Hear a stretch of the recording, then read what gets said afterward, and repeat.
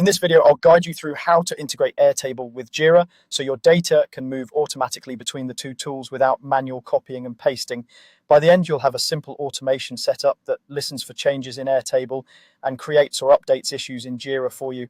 To start, open your preferred automation platform such as Zapier or Make.com in your browser. These platforms act as the middle layer between Airtable and Jira, allowing them to talk to each other without any coding. If you don't already have an account, you'll need to sign up and log in. Once you're in, head to the main dashboard where you can see your existing automations or scenarios depending on the platform. Next, create a new workflow. On Zapier, this is usually called creating a new zap. On Make.com, you might see create a new scenario. The idea is the same. You're building a small automated flow that starts when something happens in Airtable and then runs an action in Jira.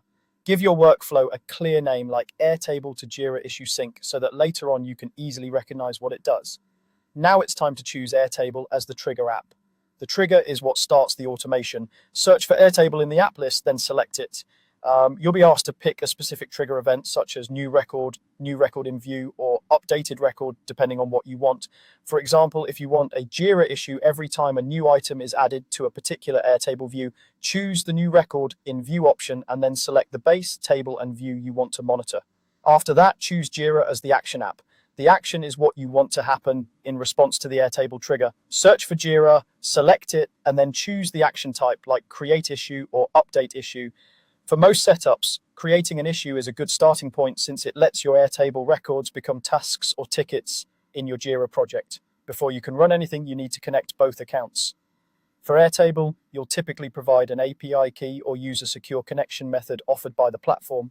For Jira, you'll either log in through your account or use an API token, depending on your Jira setup. Follow the on-screen prompts carefully and confirm that each connection test passes. This ensures the automation tool is authorized to read from Airtable and write to Jira. With both accounts connected, you can now map Airtable fields to Jira issue fields. This is a crucial step. You'll see a list of Jira fields like summary, description, issue type, assignee, and priority. For each one, choose which Airtable field should fill it. For example, you might map an Airtable title field to the Jira summary field and a details field to the description in Jira. If you use drop-downs or linked records in Airtable, make sure they match the formats Jira expects, especially for fields like issue type or status. Finally, it's time to test and activate the automation. Use a sample record from Airtable and run a test in your automation tool.